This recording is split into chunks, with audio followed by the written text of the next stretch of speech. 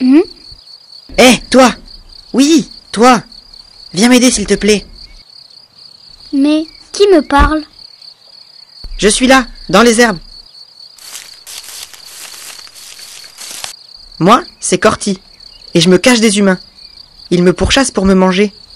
Te manger? Toi? Tu peux sortir, va. Tu ne risques rien. Nous, les humains, on ne mange pas d'insectes. C'est dégoûtant. Détrompe-toi. Nous venons de recevoir un message d'alerte pour nous mettre en garde. Les humains se lancent à notre poursuite. Viens, je te montre.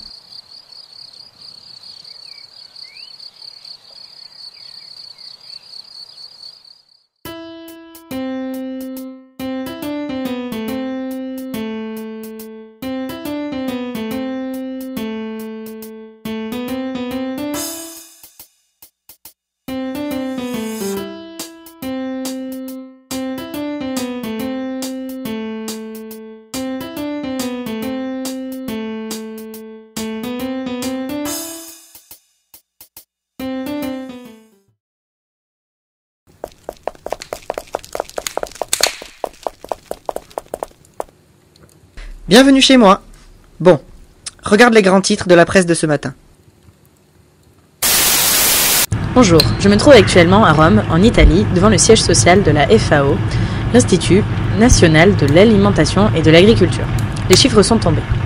D'ici 2050, nous allons passer de 7 à 9 milliards d'habitants, et cela va entraîner de nombreux problèmes comme une surexploitation des sols, une surpêche, une surpollution.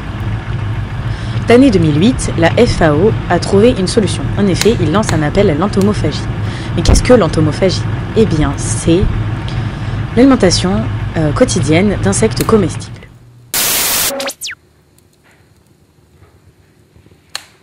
Voilà. Tu comprends pourquoi je dois me cacher maintenant? Entomophagie? Nous allons devenir des mangeurs d'insectes? Mais vous êtes tellement petit et pas assez nourrissant. La taille ne fait pas tout. Regarde, nous sommes petits, mais notre corps est une concentration d'éléments essentiels à votre bonne santé. La chitine, qui constitue nos tissus externes, est un puissant immunostimulant naturel. En moyenne, la quantité de protéines que nous offrons est équivalente à la viande de bœuf que vous mangez. Celle-ci varie bien sûr en fonction des espèces d'insectes et de leur régime alimentaire. De plus, nous sommes riches en sels minéraux tels le zinc, le fer, le phosphate et le calcium, en vitamine D qui aide au développement de vos os et en vitamine B qui renforce votre système immunitaire, et en acides aminés comme le tryptophane, indispensable à vos cellules. Enfin, nous sommes pauvres en cholestérol. Alors, toujours pas envie de nous croquer? Tout ça dans un si petit corps? Bah ça alors. Mais ça veut dire que je n'ai plus besoin de faire mes courses? Je peux manger les insectes que je trouve dans mon jardin? Surtout pas, malheureux!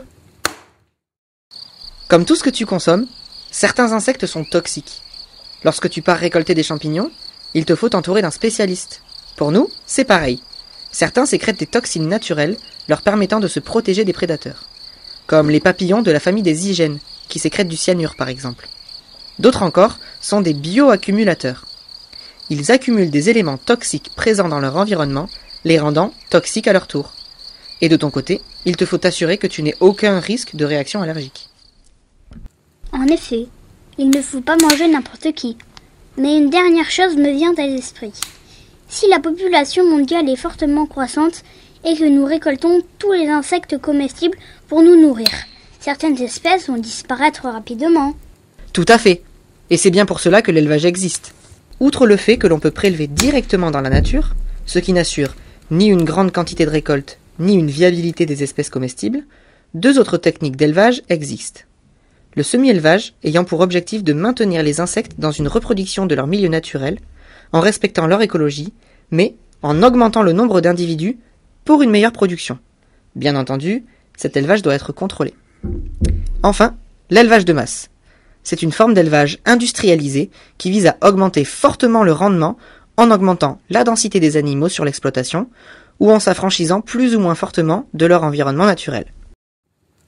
Alors au final, les questions éthiques qui se posent en ce moment concernant le bien-être animal dans les élevages, elles resteront d'actualité avec les insectes. Alors, mammifères, volailles ou insectes, qu'est-ce que ça change? C'est vrai. Tout dépend de la manière dont les insectes sont élevés. Mais l'élevage d'insectes présente de nombreux avantages. D'abord, ils ont une fécondité importante, ont de nombreux descendants à chaque génération et peuvent se reproduire plusieurs fois par an. De par leur petite taille, les cultures nécessitent de petits espaces et ont un faible impact environnemental. En effet, les rejets de gaz à effet de serre ainsi que de pollution des sols par les déjections sont quasiment nuls. De plus, ils possèdent un très fort taux de conversion lorsqu'ils sont nourris avec de la nourriture de qualité. Par exemple, pour produire 1 kg de viande de bœuf, il faut utiliser 10 kg de nourriture. Pour du porc, 5 kg. Pour du poulet, 2,5 kg. Et pour des criquets comme moi, seulement 1,7 kg de nourriture suffisent. Enfin, le gros avantage que présente la production d'insectes, c'est qu'ils peuvent être nourris à partir de déchets alimentaires non exploités par les humains.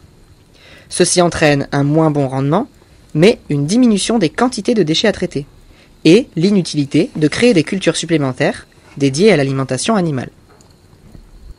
Finalement, avec tout ce que tu me dis, c'est peut-être une bonne solution d'avenir que l'humain devienne entomophage. Et toi, Corti, t'es comestible? Hé hé, qu'est-ce que tu crois? Irrésistible comme je suis, je ne peux être que comestible. Non, non, non, non, non.